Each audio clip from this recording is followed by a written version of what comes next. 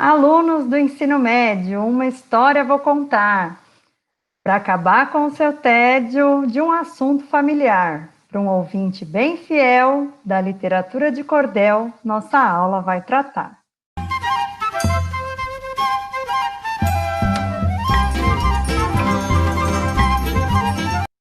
Tudo bem, meus queridos? Vocês já devem ter ouvido falar da literatura de cordel. Para quem não sabe, esse nome de cordel vem da cultura de vender esses escritos, né, esses textos, em folhetos. Não sei se vocês conhecem, mas o cordel, né, tem um formato de folheto, normalmente de 1/4 de folha de sulfite, né, e ele tem muitas características da tradição oral. Esse tipo de literatura surge em Portugal, no século XIV, né, no período do Renascimento, e ele surge justamente porque não havia uma imprensa, né, uma cultura de impressão gráfica. Então, esses folhetos eram feitos de forma artesanal. Não sei se vocês já ouviram falar da xilogravura. Era um tipo de impressão que era feita com madeira. Então, os artistas esculpiam, né, as imagens dessa literatura em pedaços de madeira e carimbavam. Aqui eu tenho mais ou menos um exemplo de um carimbo que eu fiz com isopor, né? Mas normalmente eles esculpiam a madeira e usavam esse carimbo de madeira, a xilogravura, para fazer as impressões desses folhetos. E esses folhetos, né, eram expostos em feiras tradicionais e normalmente os temas são diversos, né? Então a gente tem um que é bastante conhecido, que é o Seu Lunga, né? É uma literatura típica do Nordeste, e o Patativa do Assaré também é um escritor bastante famoso, que escreveu muitos textos bastante reconhecidos, né, na literatura nacional. Esse texto, né, diferente do livro, que é escrito para ser lido, ele é escrito para ser falado, justamente porque ele traz muitas características da oralidade, pois é uma das primeiras formas de produção literária escrita, né? Então, a gente tinha aprendido no trovadorismo a respeito das cantigas, e depois no humanismo fizeram as peças teatrais, e aí, um pouco mais para frente, a gente tem, né, o surgimento desses escritos que, por trazer características da oralidade, normalmente são escritos em estrofes de formas variadas, né, redondilhas maiores, redondilhas menores, sextilhas, septilhas, e por serem escritos para serem falados, eles normalmente rimam, né? Então, não sei se vocês já assistiram um desenho chamado Orton, perdão. O Orton conta toda a história, né, com rimas na história.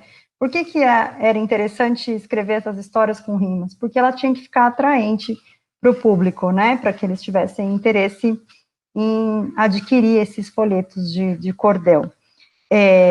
Antigamente, pela tradição, esses folhetos eram expostos em feiras tradicionais. As pessoas iam lá no Nordeste, né, nas feiras tradicionais nordestinas, fazer as suas compras da semana, né, normalmente você encontrava de tudo nessas feiras, frutas, sacos de comida, animais, e encontravam também os cordéis, né, expostos lá na feira, e aí os assuntos tinham que ser engraçados, e a leitura tinha que ser agradável para que esses folhetos caíssem no gosto da população. Então, eu vou ler para vocês esse aqui, né, a Lei Maria da Penha, que é um cordel curtinho, e mais ou menos vocês vão ter ideia de como que é a estrutura da escrita do cordel, tá? A Lei Maria da Penha, em folheto de cordel, Tião Simpatia. A Lei Maria da Penha está em pleno vigor, não veio para prender homem, mas para punir agressor, pois em mulher não se bate, nem mesmo com uma flor. A violência doméstica tem sido uma grande vilã, e por ser contra a violência desta lei me tornei fã, para que a mulher de hoje não seja uma vítima de amanhã. Toda mulher tem direito a viver sem violência.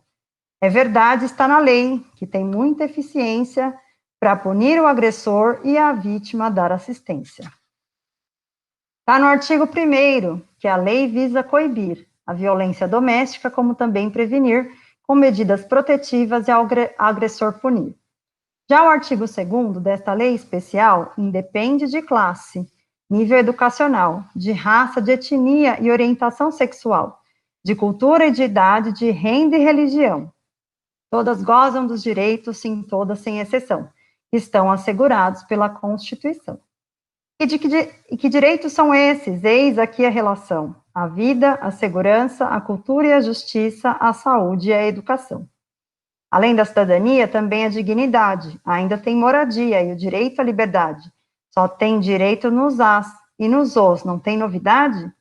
Tem direito ao esporte, ao trabalho e ao lazer, e o acesso à política para o Brasil desenvolver, e tantos outros direitos que não dá tempo dizer. E a Lei Maria da Penha cobre todos esses planos? Ah, já estão assegurados pelos direitos humanos. A lei é mais um recurso para corrigir outros danos. Por exemplo, a mulher, antes da lei existir, apanhava e a justiça não tinha como punir. Ela voltava para casa e tornava a agredir. Com a lei é diferente, é crime inaceitável. Se bater, vai para a cadeia. Agressão é intolerável. O Estado protege a vítima, depois pune o responsável. Segundo o artigo 7º, os tipos de violência doméstica e familiar têm na sua abrangência as 5 categorias que descrevo na sequência. A primeira é a física, entendendo como tal qualquer conduta ofensiva de modo irracional que fira a integridade e a saúde corporal. Tapas, socos, empurrões, beliscões e pontapés, arranhões, puxões de orelha, seja um ou sejam 10, tudo é violência física e causam dores cruéis. Vamos ao segundo tipo, que é a psicológica. Esta merece atenção. Mais didática e pedagógica, com a autoestima baixa, toda a vida perde a lógica. Chantagem, humilhação, insultos, constrangimentos são danos que interferem no seu desenvolvimento, baixando a autoestima e aumentando o sofrimento. Violência sexual dá-se pela coação ou uso da força física, causando intimidação e obrigando a mulher ao ato da relação. Qualquer ação que impeça essa mulher de usar método contraceptivo ou para engravidar, seu direito está na lei, basta só reivindicar. A quarta categoria é a patrimonial. Retenção, parcial ou total de seus pertences culmina em ação penal.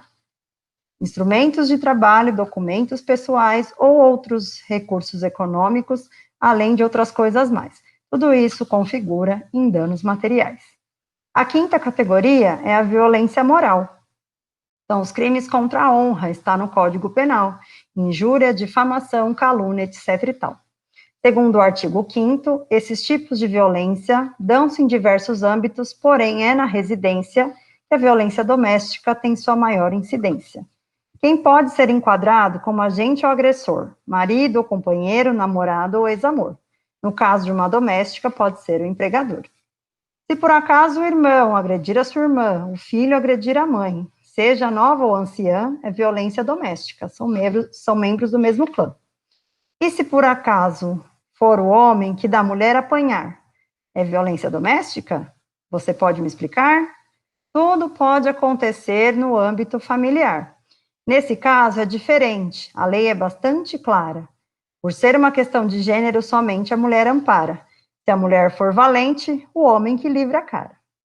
E procure seus direitos da forma que lhe convenha. Se o sujeito aprontou e a mulher desceu-lhe a lenha, recorra ao Código Penal, não à Lei Maria da Penha. Agora, num caso lésbico, se no qual a companheira oferecer qualquer risco à vida de sua parceira, a agressora é punida, pois a lei não dá bobeira. Para que seus direitos estejam assegurados, a Lei Maria da Penha também cria juizados de violência doméstica para todos os estados. Aí cabe aos governantes de cada federação destinarem os recursos para a implementação da Lei Maria da Penha em prol da população. Espero ter sido útil nesse cordel que criei, para informar o povo sobre a importância da lei, pois quem agride uma rainha não merece ser um rei. Dizia o velho ditado que ninguém mete a colher em briga de namorado ou de marido e mulher. Não meti, agora mete, pois isso agora reflete no mundo que a gente quer. Enfim, acho maravilhoso esse cordel do Tião Simpatia. Gostaria de, né, agradecê-lo e parabenizá-lo pela obra de arte. É um tema muito importante que a gente tem ouvido falar, né, dos números muito tristes. Então, acho que a gente sempre tem que conversar sobre um conteúdo escolar, um tema da atualidade. Esses textos de literatura de cordel, né, hoje em dia não são mais facilmente encontrados em feiras tradicionais, como eram antigamente, e você costuma encontrar em feiras de livro, né? Entretanto, a produção literária de cordel, ela continua bastante ativa. Então, falta valorização dessa cultura, tanto por nós, que somos leitores, quanto pelos governantes, né? Para incentivarem que esse tipo de escrita seja valorizado, porque ainda que tenha origem, né, na Europa, o cordel tomou muitas características da cultura e da graça e da ginga brasileira, então é interessante que a gente valorize esse tipo de literatura. Acabamos por hoje, espero que vocês tenham gostado, até a próxima, beijinho!